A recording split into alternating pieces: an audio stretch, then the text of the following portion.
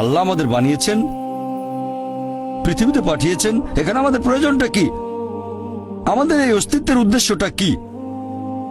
আল্লাহ এর উত্তরে বলেছেন সূরা মুলক অধ্যায় নম্বর 67 আয়াত নম্বর 2। আল্লাহ বলেছেন আল্লাযী খালাকাল মাউতা ওয়াল হায়াতা, যে আল্লাহ সৃষ্টি করেছেন মৃত্যু ও জীবন পরীক্ষার জন্য। কে তোমাদের মধ্যে কর্মে উত্তম? আল্লাহ সৃষ্টি করেছেন জীবন ও মৃত্যু পরীক্ষার জন্য। কে তোমাদের মধ্যে কর্মে উত্তম? আল্লাহ পবিত্র কোরআনে বলেছেন সূরা আলে ইমরান অধ্যায় নম্বর 3 আয়াত 185। আল্লাহ বলেছেন কুল্লু নাফসিন যায়কাতুল মউত, প্রত্যেক জীব মৃত্যুর স্বাদ গ্রহণ করবে, আর চূড়ান্ত বিচার হবে রোজ কিয়ামতের দিনে। যাকে সেদিন দোজখ থেকে রক্ষা করা হবে আর বেহেশতে দাখিল করা হবে, সেই পৃথিবীর উদ্দেশ্য অর্জনে সফল কাম। কারণ এই পার্থিব জীবন ছলনাময় ভোগ ব্যতীত আর কিছুই নয়। তার মানে এই পৃথিবীতে আমাদের ইহকাল, এটা পরকালের জন্য একটা পরীক্ষা। যদি আল্লাহ সুবহানাহু ওয়া তাআলার আদেশগুলো মেনে চলেন, তাহলে পরকালের জীবনে বেহেশতে যেতে পারবেন, আর আদেশগুলো না মানলে বেহেশতে যেতে পারবেন না, দোজখে যাবেন। তাহলে এই জীবন আমাদের অস্তিত্বের পেছনের উদ্দেশ্য। আল্লাহ বলছেন পরকালের জন্য পরীক্ষা। আর আল্লাহ পবিত্র কোরআনে বলেছেন সূরা আনকাবুত অধ্যায় নম্বর 29 আয়াত নম্বর 2 যে তোমরা কি মনে করো আমরা ঈমান এনেছি এটা বললেই তোমাদের ছেড়ে দেওয়া হবে? তোমাদের অবশ্যই পরীক্ষা নেব। যদি শুধু মুখে বলেন আল্লাহকে বিশ্বাস করি, আমি একজন মুসলিম, আমি একজন মুমিন, এটা বললেই আল্লাহ ছেড়ে দেবেন? এখানেই পরীক্ষা শেষ? আল্লাহ বলছেন তোমরা জানো না আমি পরীক্ষা করব?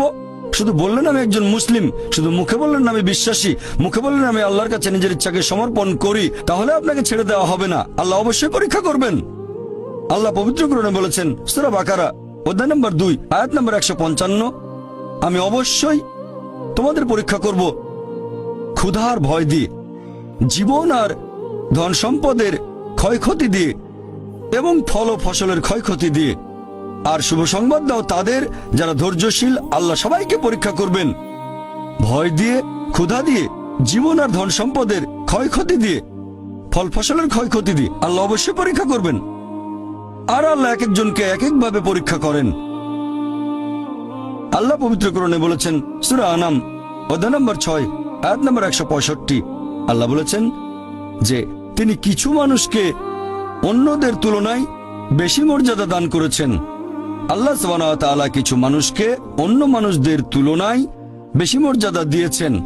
আল্লাহ কোরআনে বলেছেন সূরা নাহল অধ্যায় নম্বর 16 আয়াত নম্বর 71 যে তিনি কিছু মানুষকে অন্য মানুষের তুলনায় শ্রেষ্ঠত্ব দান করেছেন। আল্লাহ এই কথা আবারও বলেছেন সূরা আনাম অধ্যায় নম্বর 6 আয়াত নম্বর 165 যে আল্লাহ সুবহানাহু ওয়া তাআলা কিছু মানুষকে অন্যদের তুলনায় বেশি মর্যাদায় উন্নীত করেছেন, আর তিনি যা দিয়েছেন তার ভিত্তিতেই তোমাদের বিচার করা হবে। এখানে অনেক লোকজন এভাবে প্রশ্ন করে আল্লাহ তাআলা এখানে সুবিচার করবেন কিভাবে? কেউ হয়তো জন্মায় গরিব পরিবারে, আবার কেউ জন্মায় ধনী পরিবারে, কেউ জন্মায় ভালো স্বাস্থ্য নিয়ে, কেউ জন্মায় অসুস্থ হয়ে। এটাই তো অবিচার। আল্লাহ তাআলা সুবিচার করেন না। তিনি এইসব আলাদা মানুষের জন্য আলাদা বিচার করবেন কিভাবে? আমরা জানি যে পার্থিব জীবনে আছে জন্ম আর মৃত্যু, বিভিন্ন অসুখ হতে পারে, কেউ গরিব কেউ ধনী, এই সবই আসলে পরীক্ষা। আর আল্লাহ পবিত্র কোরআনে বলেছেন সূরা আনফাল অধ্যায় নম্বর 8 আয়াত নম্বর 28 আল্লাহ বলেছেন যে অবশ্যই তোমাদের ধন সম্পদ আর সন্তান সন্ততি এগুলো তোমাদের জন্য পরীক্ষা। এরপর সূরা মুনাফিকুন অধ্যায় নম্বর 63 আয়াত নম্বর 9 যে তোমাদের সম্পদ আর সন্তান সন্ততি যেন তোমাদেরকে আল্লাহ তাআলার স্মরণে উদাসীন না করে। আল্লাহ তাআলা এক একজন মানুষকে এক একভাবে পরীক্ষা করেন। আপনি যদি কাউকে জিজ্ঞেস করেন যে ভালো কাজগুলো কি কি আর ভালো কাজগুলো কি, এই ব্যাপারে আস্তিক নাস্তিক সব ধরনের মানুষই তখন বলবে ভালো কাজ হচ্ছে দান করা, নিজে সন্তুষ্ট থাকা। কয়েকটা ভালো কাজের কথা বললে দান করার থাকবে। এখন একজন মানুষ পরোপকারী কি না সেটা আল্লাহ কিভাবে পরীক্ষা করবেন? কিন্তু সবার সম্পদ যদি সমান থাকে, পরীক্ষার ব্যাপারটা তাহলে আসবে কিভাবে? পরীক্ষা তখনই নেওয়া যাবে যখন কেউ হবে ধনী আর কেউ হবে গরিব। তাই আল্লাহ তাআলা এক একজনকে এক একভাবে পরীক্ষা করেন। হয়তো কেউ জন্ম নিয়েছে ধনী পরিবারে, তাই সম্পদ অনেক বেশি, আবার কেউ জন্মায় গরিব হয়ে। তবে যে লোকটা ধনী, ইসলামিক শরিয়া অনুযায়ী ইসলাম ধর্মের একটা স্তম্ভ হচ্ছে যাকাত, যে প্রত্যেক ধনী লোক যাদের সঞ্চয় নিসাব লেভেলের উপরে 85 গ্রাম স্বর্ণ সে প্রতি হিজরি বছরে সেই সঞ্চয়ের 2.5% জাকাত হিসেবে দান করে দেবে। সেই লোক হতে পারে লাখপতি, হতে পারে কোটিপতি। যদি সে ঠিকমতো জাকাত দেয় তাহলে সে পাবে 5 নম্বর। হয়তো সে পুরো জাকাত দিল না, সামান্য কিছু অংশ দান করলো, যা দেওয়ার কথা তার 20% দিল, যেটা দেওয়া উচিত তার সামান্য অংশ দিল, তাহলে সে ফেল করবে। আবার কেউ হয়তো জাকাতই দেবে না, একেবারে শূন্য। আর গরিব লোককে কোনো জাকাত দিতে হবে না, সে পাবে ফুল নাম্বার। কিন্তু আমরা মানুষরা এভাবে বলি, আহা বেচারা লোকটা খুব গরিব, এই লোকটার জীবনে শুধু সমস্যা আর সমস্যা। আর ধনীদের দেখে আমরা মুগ্ধ হই।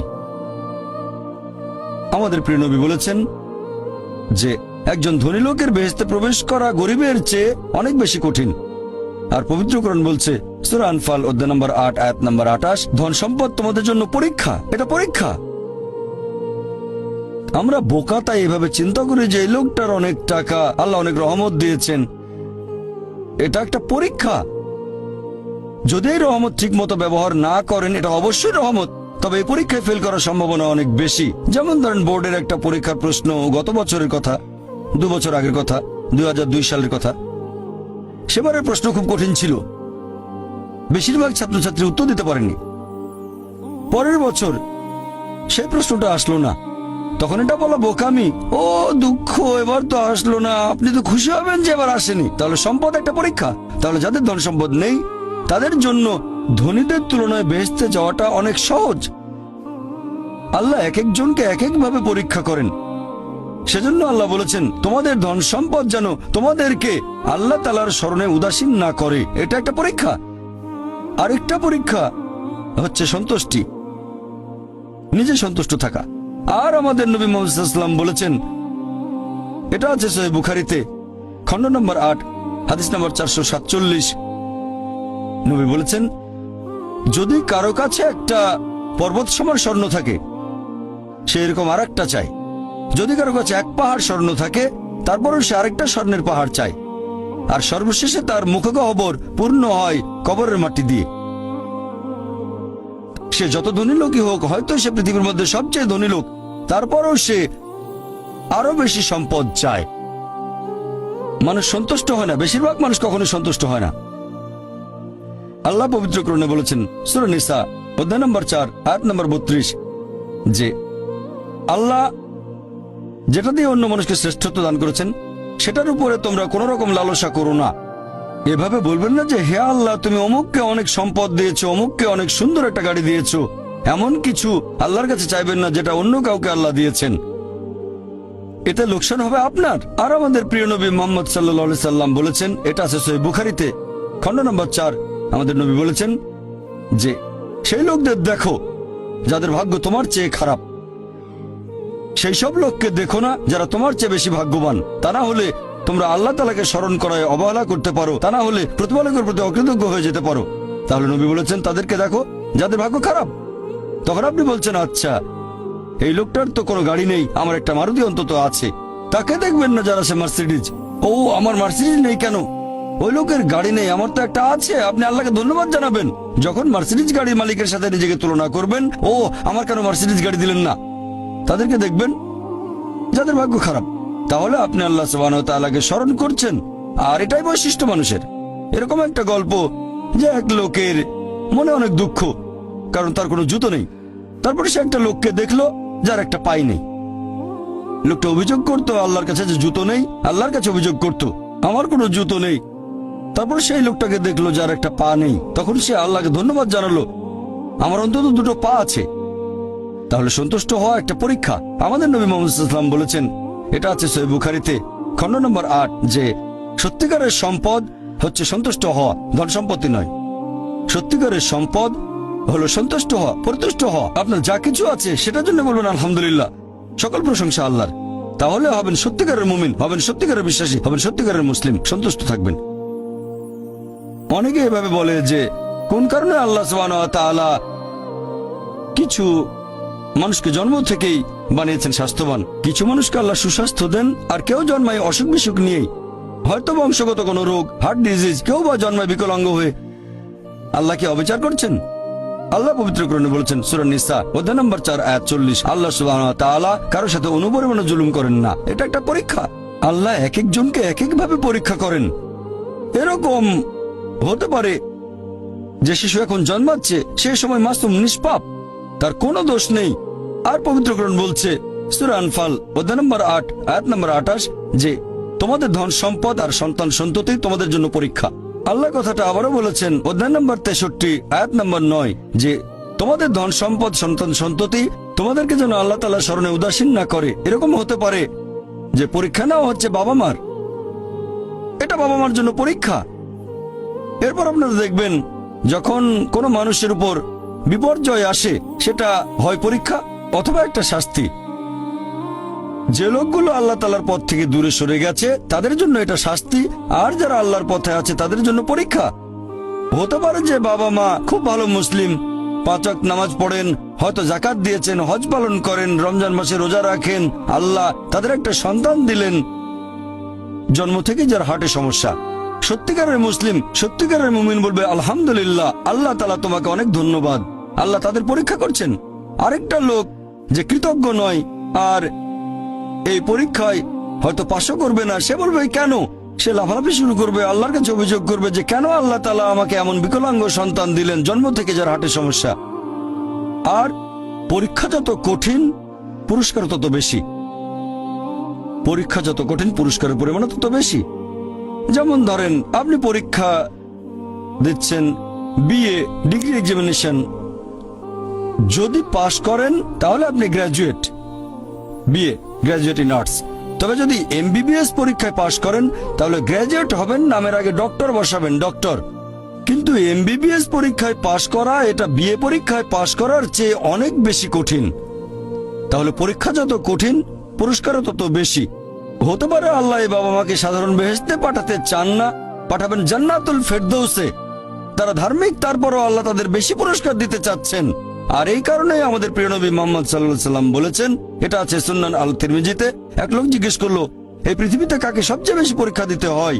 নবী উত্তরে বললেন যে আল্লাহ সুবহানাহু ওয়া তাআলার সকল নবী রাসূলকে সবচেয়ে বেশি পরীক্ষা দিতে হয়। এরপরে যারা নবী রাসূলগণের ঘনিষ্ঠ, যারা নবী রাসূলগণের মতো, তারপরে যারা সাহাবীগণের মতো।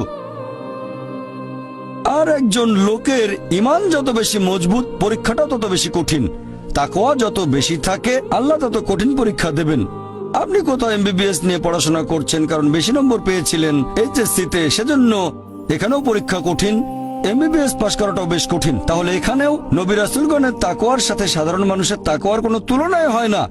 যেহেতু তারা ছিলেন নবী এবং রাসূল, তাই তাদেরকেও পরীক্ষা করা হয়েছে। কোন নবী রাসূলকে এই পরীক্ষা না নিয়ে ছেড়ে দেওয়া হয়নি। তাদের তাকওয়া লেভেল অনেক উপরে। নবী রাসূলকে অনেক বেশিবার পরীক্ষা করা হয়েছে সাধারণ মানুষের চেয়ে। আপনার বাচ্চা অনেক বেশি, অনেক কঠিন। তাহলে আপনার তাকওয়া যদি বেশি হয় আল্লাহ আপনাকে পরীক্ষা করবেন। সত্যিকারের মুমিন কোন বিপর্যয়ের মধ্যে পড়লে বলে সুবহানাল্লাহ, সকল প্রশংসা আল্লাহর, আলহামদুলিল্লাহ। সে ধরে নেয় এটা একটা পরীক্ষা।